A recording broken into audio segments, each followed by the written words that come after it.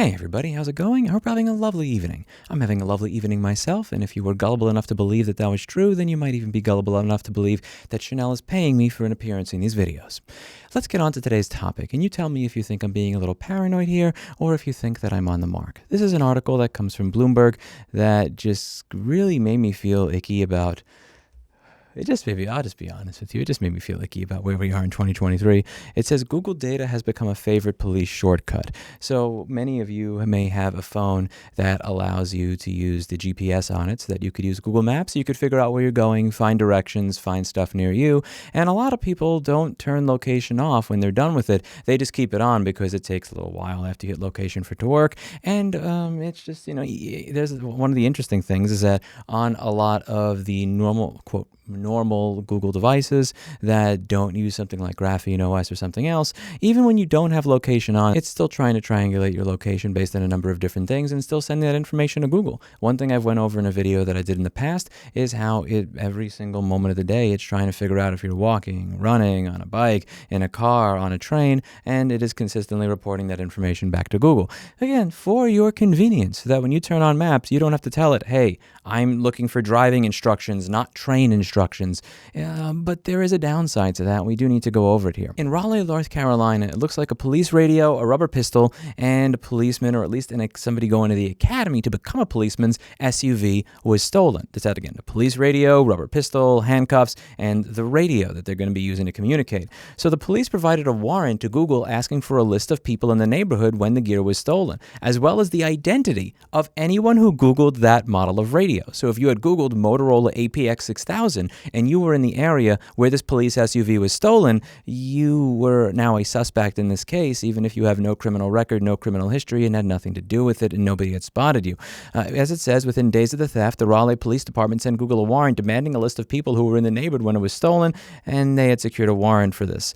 Imagine being in the area, and imagine having Googled that radio out of curiosity. Let's say you saw it in a cop show. Let's say your friend was talking about it. Let's say you were just curious because you saw it somewhere. And imagine being hauled in for the crime of not logging out of your Gmail account or using Tor when making a basic search query about a radio. And this is one of the prices of the convenience of Google search being better than the rest, is that you are now essentially a walking target. Police say that these warrants can unearth valuable leads when detectives are at a loss. But to get those leads, officers frequently have to rummage through Google data on people who have nothing to do with the crime. And that's precisely what worries privacy advocates. Now, I know that some people are going to say, well, I want them to have my location. That's how they know that I was innocent. If they have more information on me, they'll know that I was not a criminal.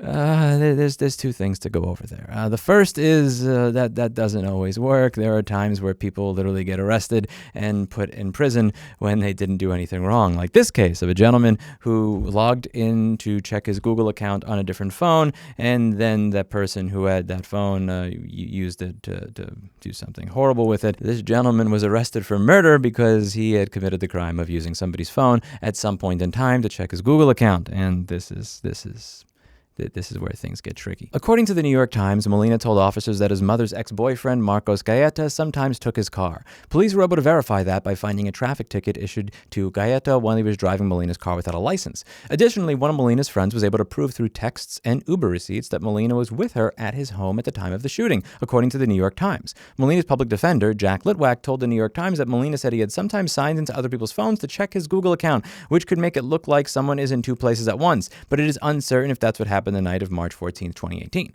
What is certain is that the police had asked for a warrant for information from Google, and they arrested the wrong person and put them through the ringer for quite a long time until that person was vindicated. And that, again, this is one of those things where how is Google having my location data? How is Google having information on me helping me? How is it really worth the personalized search results if this is the liability you're signing up for? Again, using Tor and not being signed into Google versus using Google from my IP address signed in as me.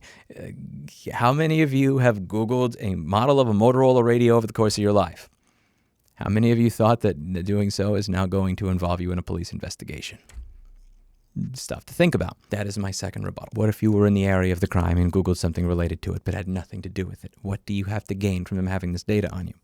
In many ways, law enforcement thinks it's like hitting the easy button, says Price, who's mounting some of the country's first legal challenges to warrants for Google data collection and search data. It would be very difficult for Google to refuse to comply in one set of cases if it's complying in the other. The door gets cracked open, and once it's open, it just becomes a floodgate. Google says that it received a record 60,472 search warrants in the last year, more than double the number from 2019. The company provides at least some information in about 80% of the cases. In law enforcement, as in life, sometimes it's easier to ask Google for the answer. That is creepy. Google can paint a more detailed portrait of a person whose account uses a feature called location history. For these users, Google compiles a list of places they've been with their phone, registering their locations on average every 2 minutes. The company invites users to enable the feature when they use apps such as Google Maps, whether on an iPhone or Google's Android. The notifications are more insistent on Android. Google pitches the feature as a way to remember trips you've taken, rediscover old haunts, and get insights on where you've spent time and how far you've traveled. The company says that the feature has always been opt-in and that users are regularly reminded of the data collection.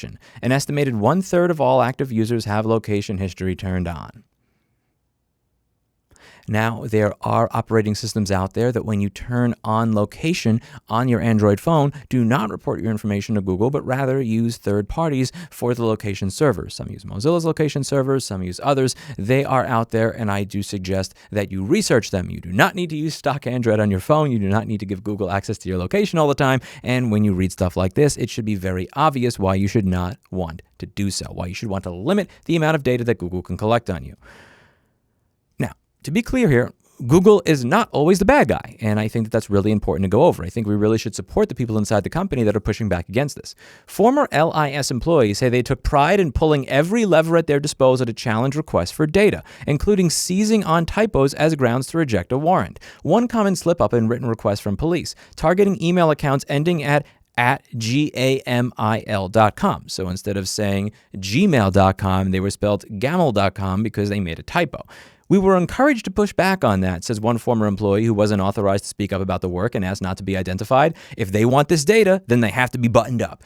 And now that's malicious compliance, and I can honestly respect that. They're saying, listen, I don't like that I have to do this, and unfortunately, my work is going to result in people's privacy being violated, but at the very least, if my presence can result in making it just a little bit harder for you to violate the privacy of these people, then I've done something good that day. I think that's what's going through their head. And if that's what's going through their head, and if that's what they're doing, I think that those Google employees deserve the thanks and appreciation of all of us. They deserve encouragement for their efforts, because you bet your ass that there are probably a very, very, very small number of people in their circle every day that are supporting them. If you are one of those people and you work at Google, I don't agree with everything your company does, and I may not agree with you in everything that you believe in your own personal life, but thank you very much for working as hard as you can within the confines of your position to protect the privacy of as many people as possible. Your work is appreciated, and even though I don't know who you are, I may never see you, I may never know what it is you do, you have my profound thank you for trying to make the world a little bit more privacy friendly, even if it means pushing up against people that can probably make your life miserable. Thank you for doing that. One of the most consequential court battles is taking place now in Colorado. The case revolves around the killing of a family of 5 in a fire at their home in 2020. Footage captured by a security camera show 3 people en masse sprinting across the yard right before the house went up in flames. It was among the only clues detectives had to work with. Police in Denver obtained almost 24 warrants that failed to generate any leads, including a pair of geofence orders. So a detective on the case tried something he'd never done before. He secured a court order for information about anyone who Googled the address of the home over a 2-week period leading up to the blaze. Now, I don't know how many of you have this as a hobby. Maybe it's a weird hobby, and you can tell me if you think I'm weird. Yeah, I probably am weird. Is that sometimes I like to Google random addresses. Sometimes I go through neighborhoods and I just kind of like to imagine what it would be like to be the type of person that lives in this house. So I'll Google the house. Maybe I'll find the Zillow or the Redfin page for it. Maybe I'll learn about the local schools or whatever. I like to kind of pretend every now and then. It's maybe hard to understand because New York City is such a beautiful place, and Bed-Stuy has been such a lovely neighborhood to me over the past 15 years, why it is that I would want to pretend that I'm somewhere else. But every now and then, I would Google an address. Maybe it was an address that I had to do a delivery to. Maybe it was an address of somebody who had emailed me and it was in their signature. And I'm just kind of curious because their address is in their signature. And I decide that I am going to just Google it and just see, is this building on LoopNet? Is this building on Zillow? I'm kind of curious. I'd like to imagine the family that I would have. I'd like to imagine the line of work that I'd be in. So I just like to escape into a different world. 2 years ago, I decided to randomly move to New Hampshire, and last year I decided to randomly move to Texas. So eventually I did act on that. But it's something that I do. I've even gone so far at certain times, if I get a phone call from a customer who's mailed us a device who's exceptionally happy, I will Google that address and I'll go, I'm kind of curious, what about this neighborhood makes people so happy? And conversely, if I've gotten a phone call from somebody who's miserable, every now and then it's like, kind of curious if I should avoid this place. And in my head, I kind of started to compile a list of places that I may want to live based on this. This may all seem silly, but the point is, when I was doing this, never in a million fucking years did I believe that by doing that while logged into my Gmail account, did this mean that if somebody did something to that house, I would be a suspect. Every single person here that at some point in their life has Googled a random address, whether because they're curious about moving or maybe they just want to use their imagination and pretend they're somewhere else, can now be considered a suspect in a case if something happens to that house. Are you going to think the same way about Googling a random address without Tor while signed into Gmail? I sure as shit am not, because I didn't know up until now that made me a suspect in a murder investigation. I just don't want that liability. I have nothing to gain from that. There's nothing to gain and everything to lose being signed in and not using Tor to do these types of queries. I'm not a criminal, and I don't want to be dragged into the net as one because they don't want to do a real investigation. After some back and forth calls to Google's outside counsel, the company provided the data. Detectives zeroed in on 5 accounts in Colorado, and in particular 3 that had searched for the address multiple times. People traced the account back to 3 teens who were arrested for murder. One of the teens told the cops he had set the house on fire because he thought the residents had stolen his iPhone. Bruh. Says a spokesman for the Denver district attorney. The teen didn't realize until he saw the headlines the next day that he targeted the wrong house. Facepalm. By the way, if somebody steals your phone, don't burn down their house. There are many ways to solve that problem. Burning down their house is just... it's one of those things that you can't take back. Investigators found one of the teens, Gavin Seymour, because he'd Googled the home's address 14 times in the days before the fire. As part of the investigation, police also sifted through the account of someone else. That person, identified in court papers as EM, had Googled the address too, but detectives ruled her out as a suspect after reviewing all her Google data, including her search history and a registry of places she'd been. They determined she had no connection to the other suspects. And again, the real question here, is it okay to do this? Because this time it worked. Yeah, you may have found a criminal by doing that. Are you going to find a criminal every other time, or is it going to be a false positive? And if it is a false positive, how are you going to deal with it? Again, how comfortable do all of you feel making Google search queries? It's one thing Googling an address, fine. You Google a Motorola model of radio.